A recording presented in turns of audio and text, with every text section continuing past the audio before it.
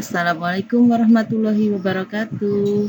Selamat pagi anak-anak yang soleh dan soleha. Bagaimana kabarnya hari ini? Alhamdulillah. Hari ini kita akan lanjut pembelajaran kita. Namun sebelum kita lanjut pembelajaran, Ustazah akan mengingatkan pembelajaran kita yang kemarin. Masih ingat kemarin kita belajar apa?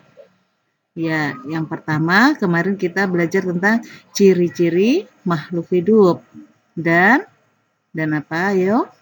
Ya, benar. Kemarin kita sudah belajar tentang bilangan, yaitu bilangan 1000, ribuan, membaca bilangan. Hari ini kita masih belajar tentang ciri-ciri makhluk hidup. Hari ini Ustazah akan menjelaskan tentang ciri-ciri makhluk hidup dengan lebih rinci.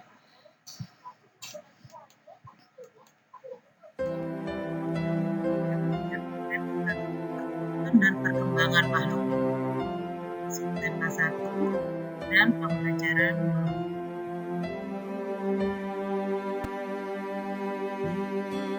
kita amati gambar yang ada di bawah ini. Perhatikan satu persatu. Yang pertama, ada gambar anak-anak yang sedang berjalan. Yang kedua, ada gambar cicak yang sedang merayap di dinding dan gambar ikan yang sedang berenang. Yang ketiga, ada gambar bunga anggrek. Setelah kalian amati, apa yang terjadi pada gambar-gambar tersebut? Ada yang tahu? Ayo, apa? Ya, benar sekali, yaitu bergerak. Makhluk hidup dapat bergerak dengan cara yang berbeda-beda.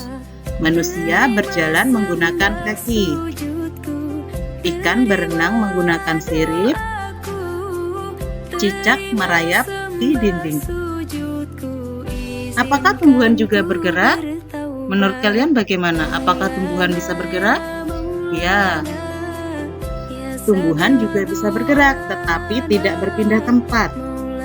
Contohnya, tumbuhan bergerak ke arah cahaya matahari dan akar bergerak ke bawah.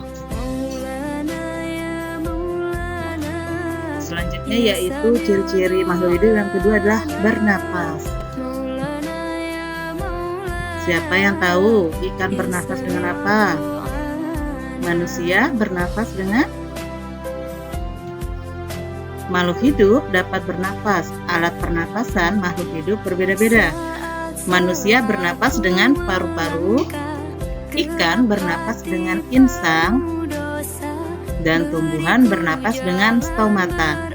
Apa itu stomata? Stomata adalah mulut daun yang berada di pinggir dari daun.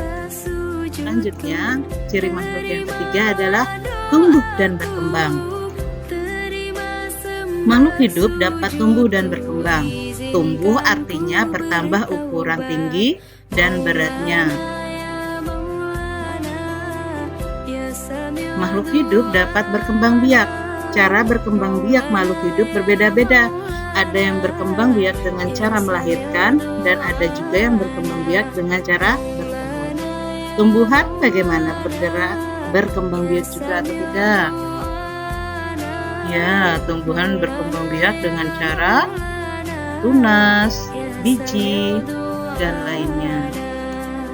Selanjutnya, ciri makhluk hidup yang keempat yaitu membutuhkan makanan dan air. Makhluk hidup memerlukan makanan dan air. Manusia memerlukan tumbuhan dan hewan untuk makan. Sebagian hewan juga memerlukan tumbuhan untuk makan. Demikian juga tumbuhan juga membutuhkan air untuk makan. Selanjutnya, ciri makhluk hidup yang kelima yaitu peka terhadap rangsang. Makhluk hidup peka terhadap rangsang. Kepekaan makhluk hidup terhadap rangsang berbeda-beda. Jika kita melihat sinar matahari atau sinar yang menyilaukan lainnya, dengan cepat kita akan menutup mata. Daun putri malu akan menutup daunnya jika disentuh. Buah pada pohon pacar Cina akan meletus jika disentuh. Landak dan kaki seribu akan menggulung badannya jika disentuh. Itu adalah peka terhadap bangsa. Oke, setelah selesai saya menjelaskan, sekarang saya akan memberikan tugas untuk kalian. Yang pertama, yaitu tugas bahasa Indonesia. Tugas bahasa Indonesianya adalah membuat kalimat berdasarkan kata yang ada di halaman 15. Dikerjakan dari nomor 1 sampai dengan nomor 5. Sebagai contoh, Ustazah akan ambil satu kata, yaitu berkembang biak. Selanjutnya, bagaimana kalimat yang harus kita buat dengan kata berkembang biak? Ini Ustazah ambil satu contoh. Ustazah membuat kalimat yaitu ikan berkembang biak dengan cara bertelur. Jadi kata berkembang biak bisa ditaruh atau bisa diletakkan di tengah kalimat, di awal kalimat, atau boleh juga di akhir kalimat. Selanjutnya tugas yang kedua yaitu PPKN membaca teks di halaman 19, kemudian menjawab 3 soal yang ada di halaman 20. Untuk tugasnya boleh langsung dikerjakan di buku paket ya. Apabila sudah selesai, difoto dan dikirimkan kepada Ustazah.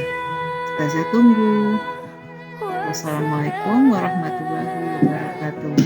Selamat mengerjakan.